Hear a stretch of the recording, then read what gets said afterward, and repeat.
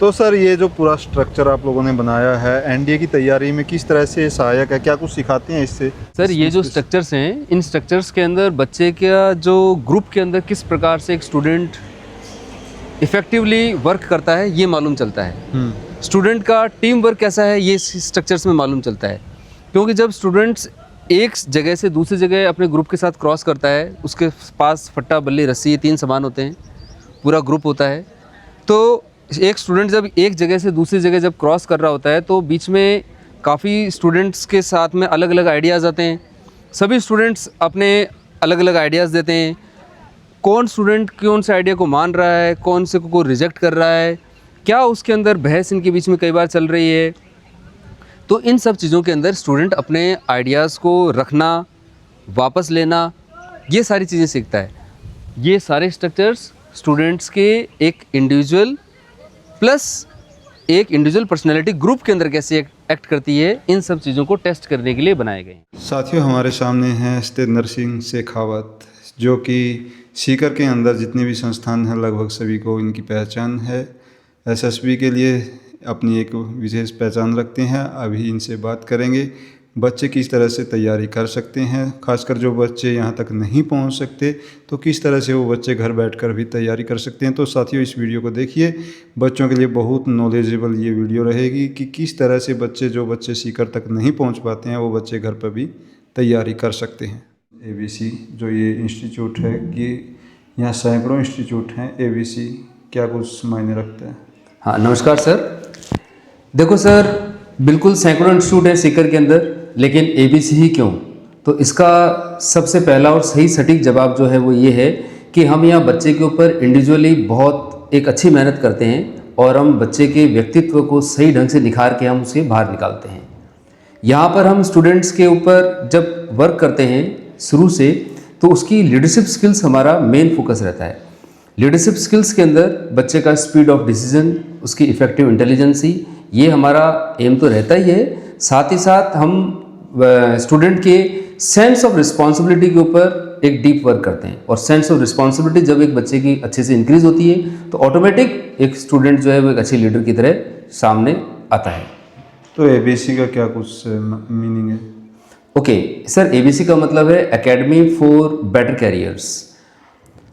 अब देखो, एक कुछ बातें मैं आपको नॉर्मल बताता हूँ। जैसे कि अगर आप बात करें, भाई एक स्टूडेंट ने जेईई में तैयारी करी या नीट के लिए तैयारी करता है स्टूडेंट, तो सिलेक्शन हो जाए तो दी बेस्ट। लेकिन इन केस अगर स्टूडेंट का सिलेक्शन नहीं हो पा रहा है तो सिलेक्शन न होने के बाद में उसके सामने काफ़ी एक अंधकार नज़र आता है बच्चे को जी। उसके बाद वो ग्रेजुएशन करता है। ग्रेजुएशन के बाद अगर वो किसी भी प्रिपरेशन की तरफ जाता है, गवर्नमेंट जॉब की प्रिपरेशन के लिए जाता है स्टूडेंट, तो उसके सामने एक बहुत बड़ा पहाड़ खड़ा होता है जीके और इंग्लिश ग्रामर का जी, क्योंकि उसने इंग्लिश ग्रामर एंड जीके को टच ही नहीं किया होता है। एनडी की प्रिपरेशन के अंदर मेन पॉइंट क्या है कि पहले दिन से student GK and English grammar को लेकर चलता है। मेरे पास 40 बच्चों के जो एक बैच बनता है, इस 40 के अंदर से रिटर्न 15 से 17 बच्चे कन्फर्म क्लियर करते हैं। इस लेवल पे हमारी तैयारी रहती है, और इन 15 से 17 के अंदर से करीब 3 से 4 बच्चे हमारे फाइनल सिलेक्शन भी देते हैं। जो बच्चे सेलेक्ट नहीं हुए उन बच्चों के सामने अब कोई ऐसा, मतलब उनका जीके एंड इंग्लिश ग्रामर एक काफ़ी अच्छे से तैयार रहता है, तो अगर वो किसी और गवर्नमेंट जॉब्स के लिए अगर अप्लाई करते हैं तो काफ़ी अच्छे से बेटर तरीके से उसे वो क्रैक कर पाते हैं। डिफेंस में एज एन ऑफिसर जाने के लिए आज की डेट में 16 अलग अलग तरीके हैं, जिसमें 12th के बाद जो स्टूडेंट को जो तरीके मिल रहे हैं उसमें एक तो है एनडीए का, दूसरा है टेक्निकल एंट्री स्कीम के साथ में टीएस के साथ। तो अगर स्टूडेंट एनडीए और टीएस के लिए तैयारी कर रहा है, खुदा न खास्ता मान लेते हैं यहाँ पे सिलेक्शन नहीं हुआ, सेम चीज़ें आपकी ग्रेजुएशन के बाद आगे चेक होंगी एसएसबी के अंदर। एसएसबी का प्रोसेस सेम है।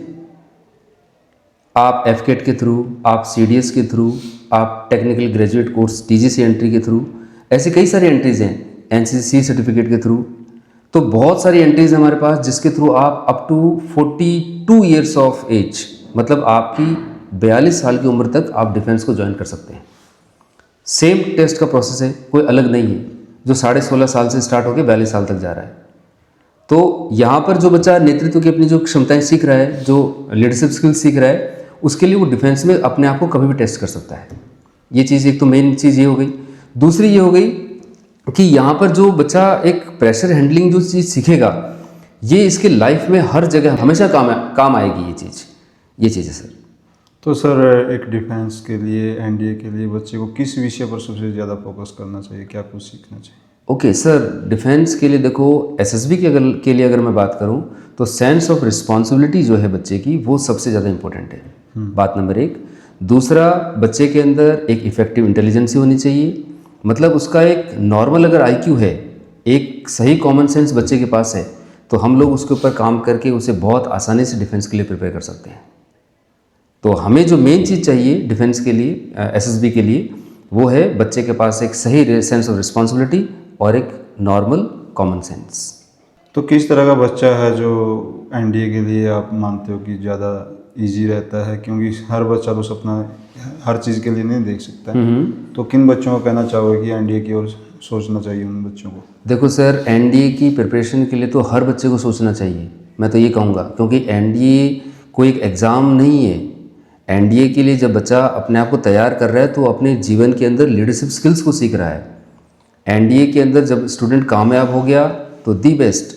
इन केस किसी वजह से अगर एसएसबीज वगैरह नहीं निकल पाते हैं तो स्टूडेंट के अंदर एक बहुत अच्छा लाइफ के प्रति एक आत्मविश्वास आ जाता है, जिसके साथ वो अपने जीवन को एक लाइवलीनेस के साथ में गले लगाता है, एक जिंदा दिली के साथ बच्चा जो है अपने जीवन को गले लगाता है।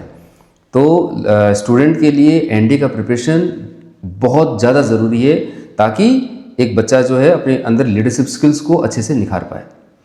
तो परिवार से दूर आते हैं बच्चे, हाँ, आपने हर तरह के बच्चे देखे होंगे कि कितने दिनों में बच्चे जो हैं उसके लिए तैयार हो जाते हैं कि एक परिवार से दूर आपको रहना ही पड़ेगा, अपने परिवेश में डर जाते हैं। हाँ जी सर, बिल्कुल। जैसे देखो सर, बच्चे जब हमारे पास आते हैं तो एक बात इसके अंदर मैं आपको बताता हूँ कि सिर्फ बच्चे का मन लगाना ही हमारा मेन फोकस नहीं होता है। सेकंड, बच्चे के घर के ऊपर जो बच्चे की मम्मी है उसका मन भी लगे बच्चे के बिना, ये भी हमारा कहीं ना कहीं फोकस बन जाता है कई बार। इसके लिए हमें टाइम टू टाइम एक बार शुरुआत में बच्चे की बात भी करवानी होती है। थोड़े से टाइम के बाद जो है धीरे धीरे ये चैनल सही से सेट होता है, और उसके बाद में हम एवरी संडे टू संडे बच्चे के घर पे बात कराते हैं।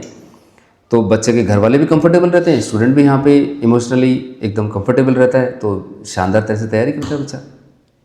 तो बहुत से बच्चे डिप्रेशन की भी बात करें तो डिप्रेशन में भी हो जाते हैं। तो यहाँ एनडीए की बात करें तो इसमें स्पेशली बच्चों को किस तरह से मोटिवेट किया जाता है कि वो डिप्रेशन की ओर ना जाएं?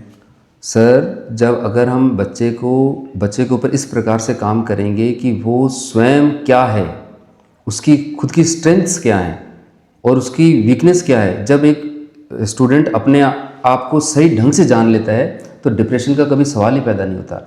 डिप्रेशन का सवाल ही उन लोगों के लिए पैदा होता है जो स्वयं अपने आप को नहीं जानते या अपनी क्षमताओं से बहुत ज़्यादा अधिक बात करते हैं या अपने से अपेक्षाएं रखते हैं। बिल्कुल, अपेक्षा रखना एक सही चीज़ है, लेकिन अपनी क्षमताओं का पता होना भी एक सही बुद्धिमत्ता के अंदर आता है।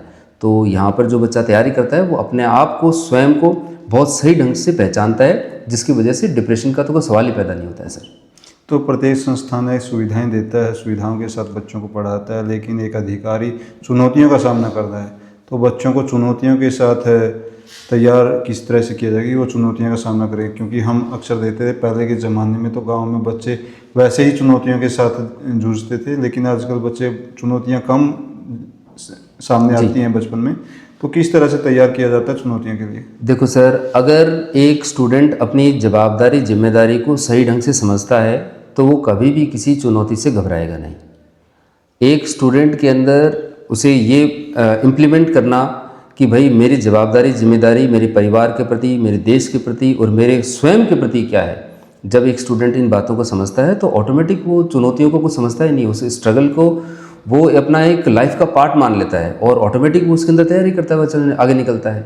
तो जो चुनौतियों वाली आपने बात कही, तो इसके अंदर बस बात ये है कि स्टूडेंट को स्वयं के प्रति, अपने परिवार के प्रति और अपने देश के प्रति जो जवाबदारी, जिम्मेदारी है, उसका एहसास एक अगर आप सही ढंग से करा देते हैं तो ऑटोमेटिक स्टूडेंट सभी चुनौतियों को हंसते हुए पार करेगा।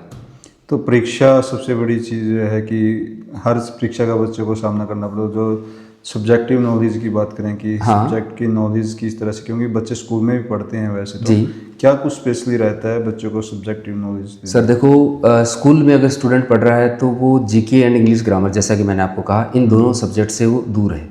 मतलब कि इतना डीपली वो जीके एंड इंग्लिश ग्रामर नहीं पढ़ रहा है। और कोई भी सेंट्रल गवर्नमेंट का आप एग्ज़ाम अगर ऐसे नॉर्मल नज़र से उठा के देखिए तो आपको नज़र नहीं आएगा कि जिसमें इंग्लिश ग्रामर या जीके नहीं आ रही है। हर एग्ज़ाम के अंदर जीके एंड इंग्लिश ग्रामर आता है। एनडीए की प्रिपरेशन, मतलब अगर हम सब्जेक्ट की बात करें तो एनडीए की प्रिपरेशन यानी कि GK and English grammar, GK और इंग्लिश ग्रामर बच्चे का तैयार हुआ, स्टूडेंट हर चीज़ के लिए अपने आप को तैयार कर लेता है। और हिस्ट्री हम क्यों पढ़ते हैं? ताकि हमारी डिसीजन मेकिंग स्किल सही हो। अब एक स्टूडेंट अगर प्रॉपर तरह से जीके के अंदर पुरानी चीज़ों को पढ़ रहा है, हिस्ट्री को पढ़ रहा है, ऑटोमेटिक उसकी डिसीजन मेकिंग स्किल्स ऑटोमेटिक सही बेहतर रास्ते के ऊपर चल रही है। तो टाइम मैनेजमेंट की बात करें, कितने घंटे बच्चे को पढ़ाया जाता है, कितने घंटे सर देखो, फिजिकली के लिए फिजिकल हाँ, के लिए तैयार किया जाता है? देखो सर, फिजिकल के अंदर strength, stamina, endurance and resistance, इन चारों के ऊपर हमें काम करना चाहिए। और हमारी एकेडमी तो नो डाउट काम कर ही रही है। तो इन चारों पर जब हम काम कर रहे होते हैं तो ऑटोमेटिक स्टूडेंट फिजिकल के अंदर तैयार हो रहा होता है। और इसके अंदर हम स्टूडेंट के ऊपर जिनका काफ़ी अच्छा रूटीन पीछे रहा है तो उनके ऊपर तो हम करीब करीब जो है 1.5 से 2 घंटे तक काम करते हैं। बाकी बच्चों के ऊपर जो नए स्टूडेंट्स हमारे पास आए होते हैं उनके ऊपर हम 1 घंटे तक काम करते हैं। और धीरे धीरे इस आदत को हम 1 से 2 घंटे के बीच में बदल देते हैं। तो सर पेरेंट्स को क्या कहना चाहोगे कि कितने प्रतिशत बच्चे हैं जो सक्सेस हो पाते हैं एनडीए की ओर, या दूसरे क्या कुछ सिलेक्शन रहती है? ओके सर, देखो हमारे पास एक बैच के अंदर 40 स्टूडेंट्स होते हैं। और इन 40 के अंदर से जो फाइनल सिलेक्शन है एनडीए के अंदर plus TS technical entry scheme, इन दोनों का मिला के फाइनल सिलेक्शन 40 में से करीब 3 से 4 बच्चों का रहता है सर। और मैं इस रेशो को अच्छा मानता हूँ। लेकिन बाकी जो बच्चे बच गए, स्टूडेंट्स जो बच गए, ऐसा नहीं कि वो फिर बेरोजगार रह जाएंगे। ये स्टूडेंट्स अब बाकी के एग्जाम्स के लिए ऑटोमेटिक तैयार हो चुके होते हैं। स्टूडेंट्स आपके मर्चेंट नेवी के IMUCT के लिए एग्ज़ाम देते हैं, इसमें बच्चे निकलते हैं। CUET का एग्ज़ाम देंगे, सेंट्रल यूनिवर्सिटी एंट्रेंस टेस्ट, इसमें स्टूडेंट्स निकलेंगे। मैथमेटिक्स में सर मैं 38 टॉपिक्स के अंदर 40,000 से ज़्यादा सवाल करवाता हूँ। Student automatically Indian statistical institute Kolkata या सेंट स्टीफेंस कॉलेज दिल्ली, ऐसे कॉलेजेस के लिए तैयार हो जाते हैं मेरे पास से मैथमेटिक्स के अंदर। इसके बाद जो बच्चे बच गए, स्टूडेंट्स बच गए, कुछ बच्चे जो हैं यहाँ से आपके पास NIFT की तरफ भी निकल जाते हैं। इसके अलावा मान लेते हैं कुछ बच्चे जो कहीं नहीं प्लेस हो पा रहे हैं। और अगर स्टूडेंट चाहते हैं कि भाई नहीं, मेरे को तो जॉब की ही आवश्यकता है, मेरे को कहीं ना कहीं निकलना ही है, जॉब ही मेरी प्रायोरिटी, प्राथमिकता तो जॉब के लिए ही आता है ना बच्चे। हाँ, नहीं सर देखो, कई बार एनडीए जो है वो प्राथमिकता हम जॉब के लिए नहीं बोल सकते, अधिकारी बनने के लिए। हाँ जी सर। हाँ, लेकिन कुछ परिवारों के अंदर जॉब ही ज़रूरी होती है। तो ऐसा स्टूडेंट मेरे पास यहाँ गेट से बेरोजगार बाहर ना निकल जाए, उसके लिए मैं आखिरी ऑप्शन के रूप में एयरफोर्स और नेवी को रखता हूँ सर। और एयरफोर्स और नेवी के अंदर तो 100% स्टूडेंट सिलेक्ट हो ही जाता है। मतलब अगर कुछ बच्चे बचते हैं, अधिकारी नहीं तो कर्मचारी तो फाइनली हो ही। जी, कर्मचारी तो 100% ही बन जाएंगे बच्चे। जब अधिकारी के लिए तैयारी कर रहे हैं तो कर्मचारी तो 100% ही बन जाएंगे, उसमें तो कोई डाउट ही नहीं है। तो हाँ, स्टूडेंट अगर लास्ट में ये कहते कि सर मेरे को तो बस जॉब पकड़नी है, यही मेरा मेन एम है।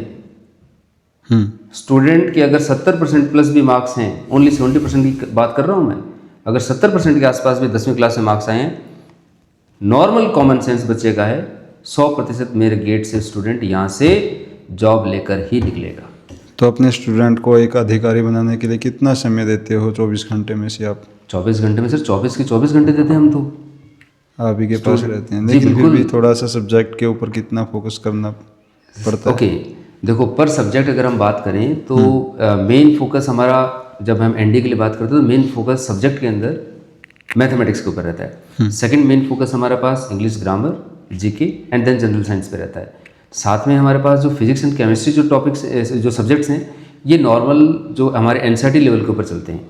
लेकिन बाकी के जो सब्जेक्ट्स मैंने आपको बताए, maths, GK, English grammar and GS, ये एक काफ़ी अच्छे लेवल पे चलते हैं, जिसकी वजह से स्टूडेंट किसी भी एग्ज़ाम को बहुत अच्छे से क्रैक कर पाता है।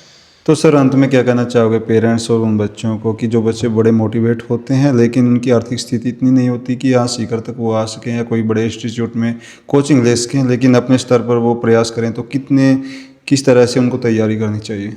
ओके, देखो अगर स्टूडेंट के पास आर्थिक समस्या है कोई, जिसकी वजह से कोचिंग्स वगैरह नहीं ज्वाइन कर पा रहा है, तो मैथमेटिक्स तैयार करने के लिए दी बेस्ट बुक है R D Sharma. R D Sharma से पढ़ाई करें। इसके अलावा अगर उसके बाद में उसको कुछ क्वेश्चंस की आवश्यकता पड़ती है तो आर डी शर्मा ऑब्जेक्टिव आती है, स्टूडेंट उस बुक को उठा सकता है। फिजिक्स के अंदर बच्चे को उठाना है, मतलब अलग सब्जेक्ट्स को तैयार करने के लिए फिजिक्स में HC Verma the best book है। स्टूडेंट को जीके के लिए उठाना है तो जीके के लिए the Hindu newspaper the best. इसके अलावा SK गोयल बच्चा उठा सकता है। आपके पास इंग्लिश के लिए KD कैंपस की जो नीतू सिंह मैडम की जो बुक आती है दी बेस्ट बुक से बच्चा स्टूडेंट आराम से ऑटोमेटिक अपनी पढ़ाई कर सकता है। इस प्रकार से स्टूडेंट अपनी तैयारी को बहुत अच्छे से कर सकता है। इसके अलावा अगर स्टूडेंट कहता है कि नहीं भाई मेरे को थोड़ा सा अपने एग्ज़ाम्स को देखना है, अपने आप को मॉक टेस्ट देना है, तो वो मेरे से जुड़े। मैं स्टूडेंट को ऑटोमेटिक यहाँ से PDF फाइल्स वगैरह सेंड कर दूंगा, बच्चा एग्ज़ाम दे और अपना रिजल्ट्स मेरे को बताता रहे, जिसका मैं कोई चार्ज नहीं लेता हूँ जी। तो स्टूडेंट घर रहते हुए भी ऑटोमेटिक अपनी तैयारी कर सकता है। इवन अगर एक स्टूडेंट तैयारी करने में वास्तविकता में इच्छुक है तो मैं यहाँ से उसको फ्री के अंदर PDF फॉर्मेट पे नोट्स भेजने के लिए भी तैयार हूँ मैं। Thank you sir. जी।